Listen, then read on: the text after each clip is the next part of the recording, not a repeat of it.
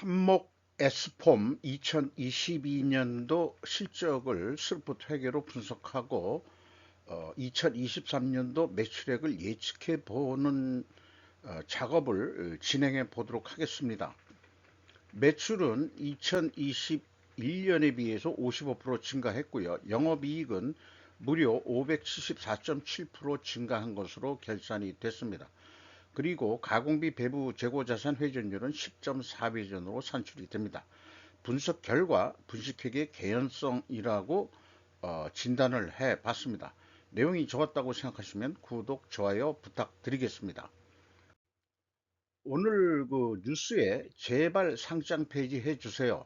삼목 S폼 주주들은 왜 성수동 회장님 집으로 몰려갔나? What happened? 이건 뭐 제가 붙인 제목이고요. 조선 비즈 정현진 기자의 보도 내용인데 알루미늄 거품집이라고 되어 있는데요. 삼목 S폼이 소액 주주들이 회사 측에 자진 상장 폐지를 요구하고 나섰다. 올해 일평균 거래량이 유통 주식수의 0.2%에 불과해 주주들이 주식을 팔기도 어려운 상황에서 회사가 8년째 주당 100원 수준의 쥐꼬리 배당을 고수하고 있다는 이유에서다. 차라리 회사가 공개 매수를 통해 소액주주 주식을 사들여 자진 상장 폐지하라는 게 이들의 주장이다. 이런 얘기네요. 그리고 대표가 김준년 삼목 S폼 회장의 서울 성수동 자택과 역삼동 삼목빌딩 앞에서 매일 집회가 열린다라고 소개를 하고 있고, 지난해 순이익은 598억 원으로서 2021년 대비 352%가 증가했다 이렇게 되어 있습니다. 아마 연결로 본 것 같아요. 그러나 삼목 S폼은 주주들의 기대를 깨버렸다 이런 얘기인데, 여기 그 무슨 건물에 그 여기 밑에 그 표현은 성수동 그 자택에서 시위하고 있다 그랬는데, 아무리 봐도 요게 역삼동에 있는 그 회사 건물인 것 같아요. 그래서 그 죽어가는 소액주주 살려주세요. 이렇게 했습니다. 음, 이름이 독특하죠? 김준년. 네, 이게 그 연자 돌림인 사람들이 행동을 잘해야지, 잘못하면은 연자 들어가는 욕을 아주 쉽게 받습니다. 뭔 년 하고. 저도 그거 잘 알아요. 네. 요것이 이제 그 공장 전경인 것 같습니다. 네. 원가회계 손익으로서요, 그 3년치를 보면은 일단 22년도 기준에서 어, 보도록 하겠습니다. 매출은 3,175억 원으로서 2021년보다 55% 증가했고, 그러나 가공비 배부 재고 자산은 314.5% 매우 크게 증가했어요. 이런 경우가 딱 눈에 띄면은 저는 일단 의심을 합니다. 매출이 55%뿐이 증가를 안 했는데 어떻게 재고를 300%나 넘게 재고를 증가시키느냐? 2023년도에 그만큼 팔릴 자신이 있냐? 뭐 이런 생각을 해보게 되는 거죠. 그리고 이 회사는 2020년도에는 또 재고 자산이 없어요. 이게 또 제조회사가 뭔 일이지? 이런 것도 좀 이상합니다. 어쨌든 매출원가가 적게 올랐으니까 매출총익 증가했고, 판매관리비 20.8% 증가했습니다만은 영업이익은 603억 원으로서 2021년보다 무려 460 아니 180 아니요 468.7%가 증가했죠. 2021년도에는 그 2020년도 적자에서 183.8%가 전환이익이 발생이 됐었고요. 이런 내용이 되겠습니다.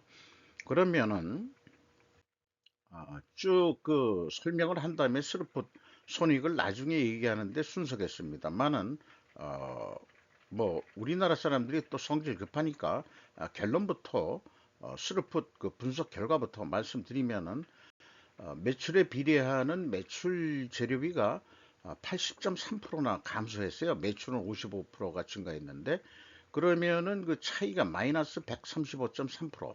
이게 현실 세계에서 가능한 얘기냐? 이거부터가 좀 스루풋으로 보면은 바로 당장 이상하다라고 얘기를 할 수 있겠습니다. 비상식적 재료비로서 원재료 하락 여부를 떠나서 의구심이 발동하지 않을 수가 없습니다. 매출이 3,175억 원인데 매출 재료비가 매출에 비례하는 거거든요. 이게 어떻게 2천억 했을 때 345억 하는 재료비가 어떻게 67억 원밖에 되질 않느냐. 그리고 2020년에는 또 1,593억 원뿐이 안 됐고요. 적자를 볼 때도 그게 이 매출 재료비가 이렇게 올랐다가 또 급격히 떨어지고 이런 것은 제가 분석을 하면서 거의 처음 경험해 보는 그런 겁니다. 스르프율은 14.7% 상승했어요. 그리고 운영 비용이 61.2%가 증가했습니다.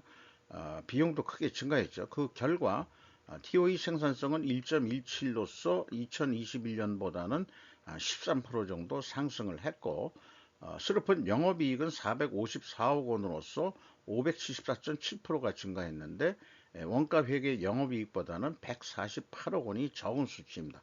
이것은 가공비 배부 제거 자산이 크게 증가했다는 얘기가 되겠습니다. 그래서 재고 자산 내역을 보면은 2020년, 2019년 이 재고가 없었어요. 요거는 좀 이해가 되질 않습니다. 어쨌든 WCAI 2022년도에 가공비 배부 재고 자산이 153억 원이 증가했는데 이 증가한 거에서 가공 비율을 곱한 금액이 차익이 되겠습니다. 이 회사는 가공 비율이 매우 높은 기업으로 나옵니다.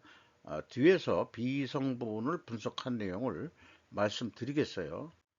그리고 이것은 구두로 항상 얘기하던 것을 글로 정리한 내용인데 재고자산 평가 무용론인데 산목 S폼은 재고자산 평가 손실 작업을 하지 않는 것처럼 보입니다.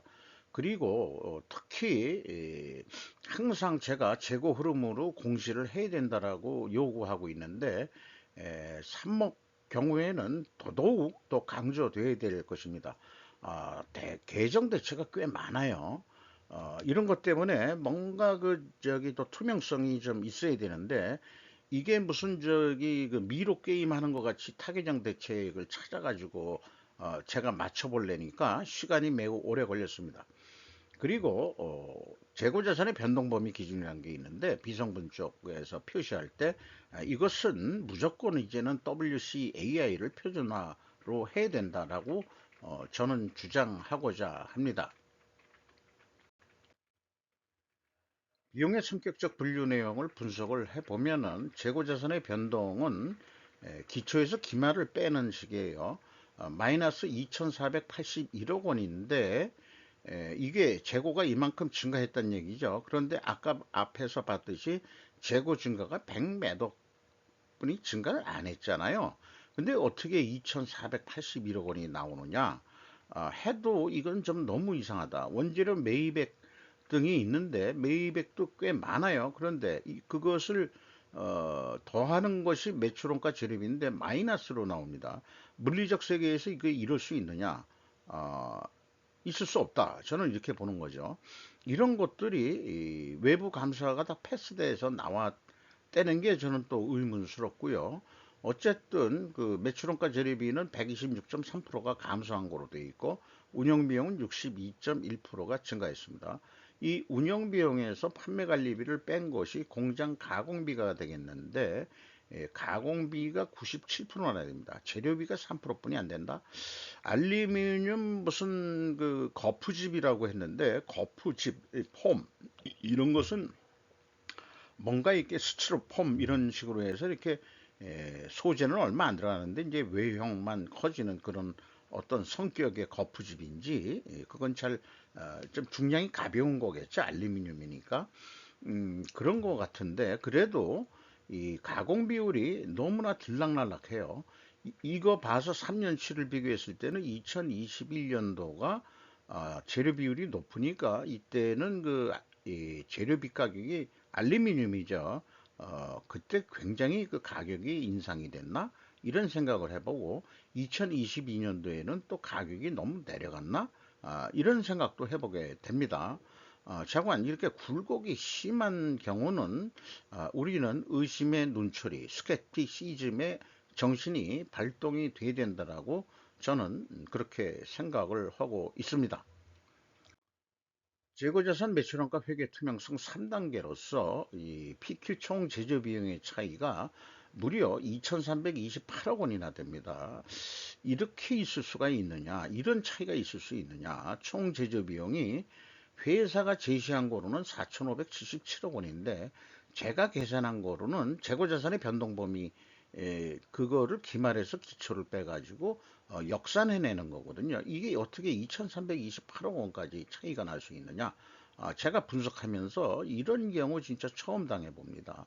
그것은 또한 그 PQ 이 생산 재료비의 차이 금액이기도 하고요. 그 다음에 2단계로서 그 WCAI는 재고자산 명세, 본인들이 그 제시한 증감액을 제가 어, 가져온 거죠. 그런데 비성분에 표시한 거는 아까 2,481억 원이 마이너스로 표현되어 있는데 실질적으로는 재고가 증가했다는 얘기거든요. 그 차액이 2,328억 원이나 됩니다.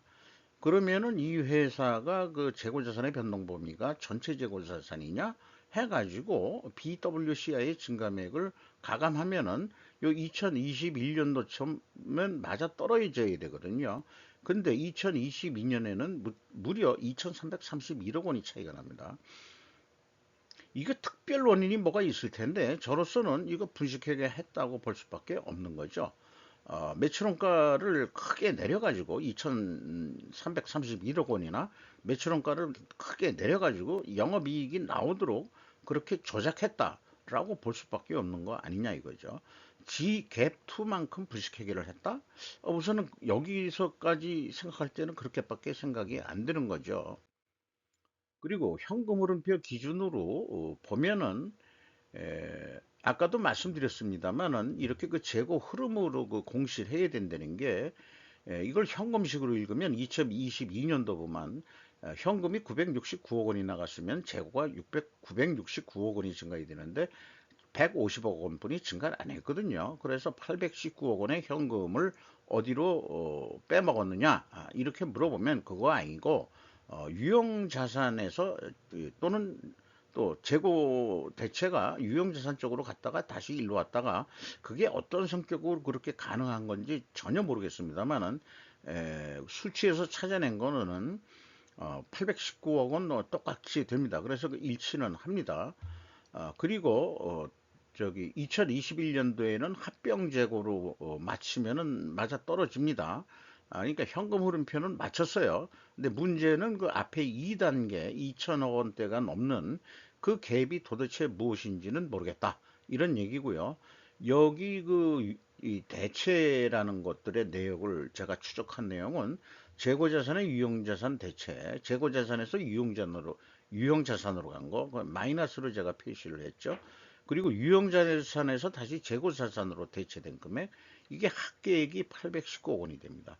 왜 유형자산으로 대체했다가 다시 유형자산에서 재고자산으로 와야 되는지 그런 구체적인 내용이 매우 궁금한데 우리는 외부에서는 전혀 알 수가 없습니다. 어떤 유형자산이길래 도대체 그러냐 전혀 이해할 수가 없어요. 그리고 여기서는 이제 합병 재고까지 저기 똑같이 감안해 가지고 어, 찾아낼 수 있었습니다. 주요 운영 비용으로서 인건비가 216억 원이 집행이 됐는데 2021년보다 74.5%나 크게 증가했어요. 그런데 그 직원 수는 5명뿐이 증가를 안 했습니다. 그리고 연봉이 6,470만 원인데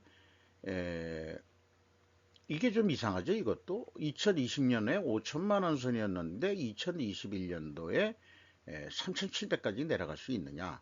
이리고도 직원들이 그냥 견딜 수 있느냐? 저거 이해를 잘 못하겠어요. 잔업을 안 했다? 뭐 이런 거로 잔업수당이 그렇게까지 차이가 나냐? 이런 것도 잘 모르겠고요. 자관 2021년도에 임금이 왜 이렇게 작게 나갔는지도 매우 의심스럽습니다.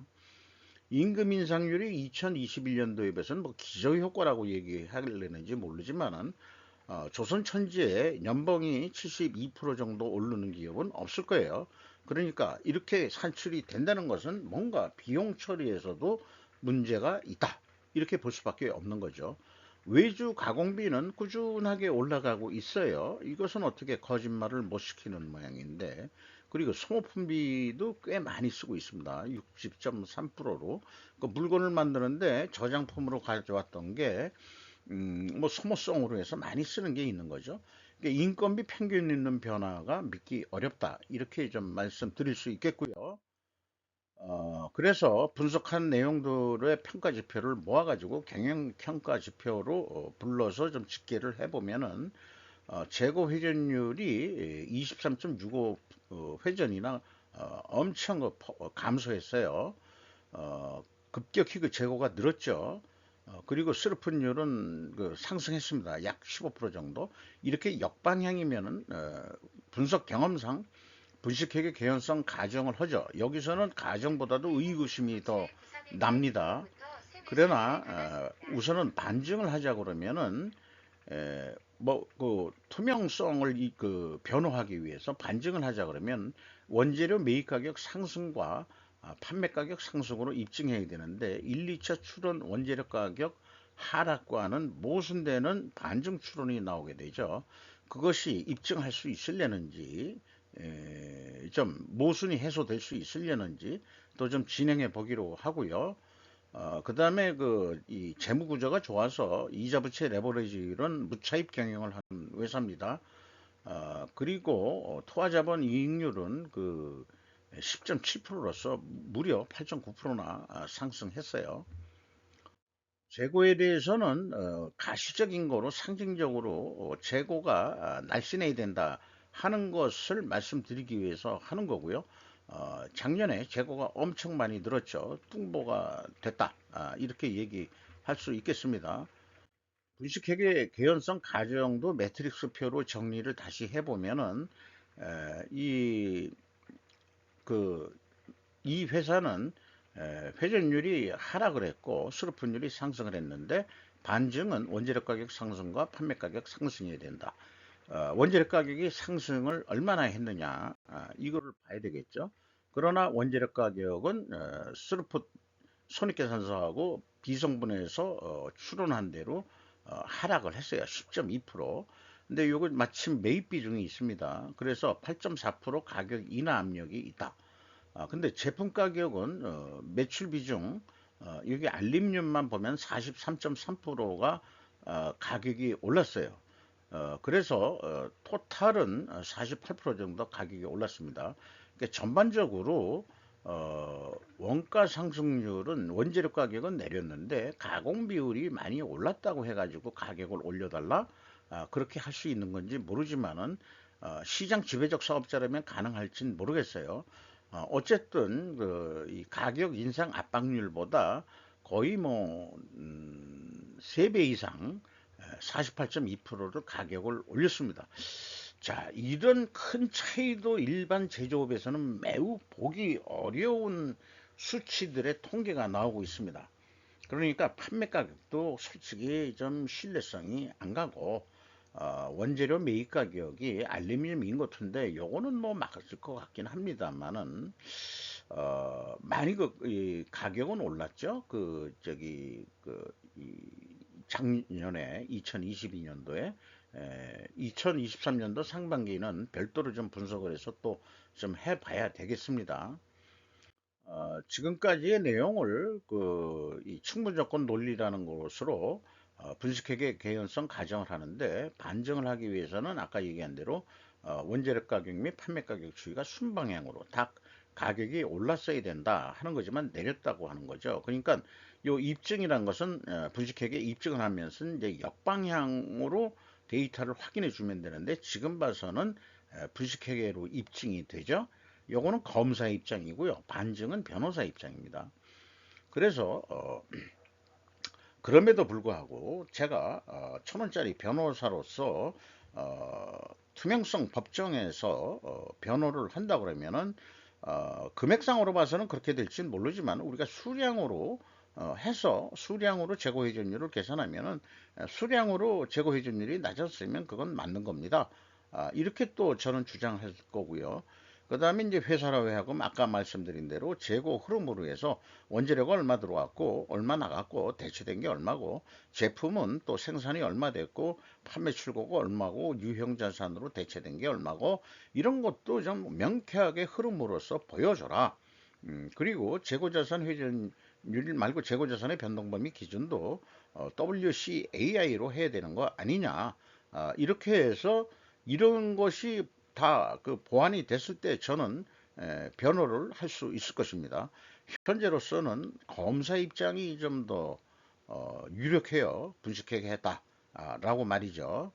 어, 판사가 어떻게 판결하려는지 모르겠습니다만은 그렇게 해서 원가 회계 관점으로 이 2023년도 매출액을 예측해 보려고 그랬는데 워낙 이 금액 차이가 있습니다. 아까 그 재고자산의 변동범위 기준이 2,328억 원 매출원가 요거는 이제 제가 순리적으로 그 기준에 있는 대로 했을 때 아까 얘기한 대로 Q 매출원가는 제가 계산한 매출원가고 공시 매출원가는 회사가 제시한 거죠. 매출원가를 낮춰가지고 이익이 낮다라고 한 거 아니냐. 그러니까 2,328억이나 차이가 나는 그 데이터 가지고 얼마나 합리적으로 판매 예측을 할 수 있냐. 전혀 예측하기가 어렵습니다. 그래서 판매 관리비도 동결을 시키고 영업이익이 꽤 아까 그 뭐 몇백 프로가 올라갔는데 그냥 10% 정도 오른다고 보수적으로 잡아보고 가공비나 생산재료비도 한 25% 정도 증가하지 않겠냐. 요 정도 해보고 재고를 좀 줄였으니까 재고도 좀 줄여보자. 지금 많이 늘어났으니까 재고를 좀 줄여야 되지 않겠냐. 이런 가정하에서 이렇게 뽑아보면은 한 6,900억 정도 하지 않겠냐. 이렇게 이제 그 예상을 해보는 거죠. 요런 그 근거로 이 계산을 해서 제한을 갖다가 얼마로 하게 되냐 그러면은 에, 이 6,862억 원대로 냈다. 이게 어떤 납품 단가라고 그런다면은 68만 원의 단가 계약을 하면은 한 5만 6천 원 정도 남는 거로 이때 재고가 20% 증가가 아니고 감소하면은 계획보다는 원가 회계는 이익이 줍니다. 이거로 그냥 끝내자. 그런데 재고를 또 20%또 증가시킨다 그러면 어떻게 되냐? 가만히 있어도 642억 원의 영업이익이 난다. 한 80억 정도가 더 가만히 있어도 이익이 난다. 이런 얘기가 아니겠느냐. 그래서 분식회계 개연성 데이터를 가지고 합리적 판매 예측을 할 수 있는가. 나름대로 끙끙 거려봤지만 괜히 에너지 낭비 같은 거 느낌을 받았어요.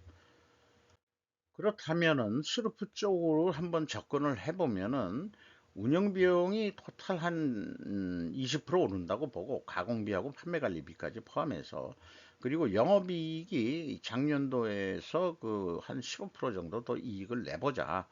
이렇게 했을 때 3,780억이면 충분한데 매출 실적을 그냥 100% 정도 그 가정을 하면은 한 아까 원가에서도 그 정도 그 예상을 했기 때문에 근접하게 그러면은 또 매출 수량이 증가한다고 봐가지고 한 100%그 매출 재료비가 올라간다고 했을 때 한 6,352억 원 정도 하지 않겠냐.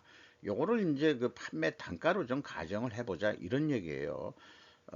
그런데 그 매출 재료 비율이 2.1%뿐이 되질 않습니다. 재료비가 적게 들어가는데 어떻게 그 가공비가 거의 뭐 98% 정도 되고요. 그래서 한 그 단가로 얘기한다면 63만 5천 원에 판매를 하게 되면은 한 이익이 무려 30만 원이나 남게 돼 있다. 자, 이게 좀 이상하죠? 이상합니다. 어, 그 계획한 거하고 이렇게 그러면은 이렇게 이익이 많이 나는데 이게 옳은 건지 스르프 쪽이 저는 그 스르프 쪽이 옳다고 보는데 마진율이 워낙 좋았다 이렇게 보는 거예요. 근데 거기다가 재고 회전율을 한 12회전까지 한다 그러면은 매출액이 100만 원 단위로 다시 환원해서 7,357억 원 했을 때 한 4천억 정도 이익이 날 수 있다. 이게 과연 합리적인 계산이냐? 근데 그 매출 재료비를 그 아까 얘기한 대로 워낙 그렇게 작았기 때문에 100%업 시켜줘도 이 정도뿐이 안 나온다 이거예요. 그러니까 뭔가 그 이 재료비 그러니까 스르프 회계로 하면은 비례하는 매출 재료비를 산출을 해야 되는데 이거를 그 생산 재료비에서 역산이 아니고 판매 수량분의 이 생산 수량 이런 식으로 하다 보니까 아주 금액이 줄어들었던 거죠. 그래서 이 스루프 쪽에서는 63만 5천 원 판매 단가가 나오고 원가 회계 기준은 68만 원인데 4만 5천 원이면 매우 큰 금액입니다. 이런 경우가 또 분석 경험상 정리된 그 어떤 흐름, 경향을 보면은 재고가 증가했잖아요. 그러면 원가 회계 영업이익보다 이익이 감소하게 나왔고 판매액가는 원가 회계보다 낮게 나오게 되어 있습니다. 여기에 해당한다고는 할 수 있겠습니다. 그러나 제 자신도 예측한 것은 자신을 하질 못하겠네요. 잠깐 실례하겠습니다. 요즘은 스팸 전화들이 왜 이렇게 많은지.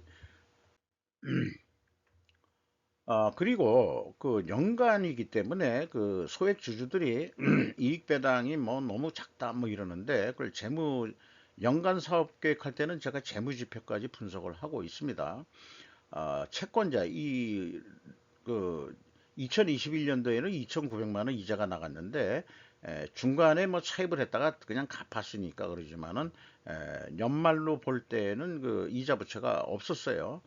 그리고 잉여 현금 흐름을 보면은 이게 13억 4,200만 원이 주주들이 가져간 돈이고 2021년도에는 206억 원을 그 회사에 다시 투자한 돈입니다. 그러면은 요게 투하 자본의 ROE 비율로서는 0.3%뿐이 되질 않습니다. 일반적으로 잘 나가는 기업이면은 한 우리나라 선이면은 한 5% 정도 이익 배당을 할 수 있지 않겠냐 이렇게 되는데 0.3%면은 진짜 쥐꼬리만한 이익 배당을 하고 있다. 이렇게 봐집니다. 2020년도에는 1.3% 정도 이익 배당을 해 갔어요. 그러나 이익은 부풀려진 것을 내부적으로는 인지할 것이므로 이익 배당 많이 할 수 없었을 거 아닌가 하는 생각을 해보고 주주들은 이익 배당이 적다, 이익이 많이 났는데 그게 분식회계 해가지고 이익이 과대하게 난 것처럼 그렇게 결산을 했다면은 도저히 내부적으로는 이익 배당 많이 못하겠죠. 그래서 주주들은 기업회계 투명성 운동부터 해야 되지 않겠냐 그런 생각을 해보게 됩니다.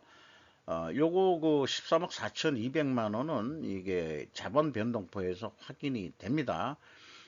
연차 배당액이고요. 그 다음에 그 2021년도에는 자기 주식 그를 매각을 했어요. 그러니까 이 외부에서 이 소액주주들이 이걸 사갔겠죠. 그러니까 돈을 회사에 낸 꼴이 되는 거죠. 어, 그렇게 되고 2020년도에는 자기 주식 거래도 있고 그다음에 연차 배당도 있어 가지고 이쪽의 표현은 이제 돈이 나가는 거니까 마이너스로 표현이 되죠. 그리고 이거 주식을 매각했을 때는 플러스로 표현이 되는 거고요. 여기에서는 이 반대로 주주 입장에서 보는 거기 때문에 주주가 13억 가져갔다 플러스로 돼 있고 그 다음에 이제 마이너스는 주주들이 거꾸로 돈을 회사에 다시 밀어 넣은 거로 이렇게 반대로 그 부호가 나타나게 되죠. 이런 내용이 되겠습니다. 참고적으로 그 캐펙스 이 전반적인 그 비유동 자산이면은 계속해서 이 회사는 투자는 하고 있어요. 2021년도에 무려 1,000억 원이나 투자를 했고 아마 유형자산 쪽에 많이 투자를 한 것 같고 그 다음에 그 2022년도에는 477억 원이나 그러니까 은행 이자 이 차입금 없이 있는 거 가지고 또 자기 주식을 판매하면서 이런 돈을 어떻게 모았는지 정말 이 정도 계속 투자를 하고 있다는 얘기고요. 그 다음에 최종적으로 그 2022년도에는 496억 원 현금이 최종 돈을 벌었다. 이렇게 산출이 됩니다. 2021년도에는 517억 원의 현금이 유출이 됐다. 이렇게 얘기할 수 있겠습니다.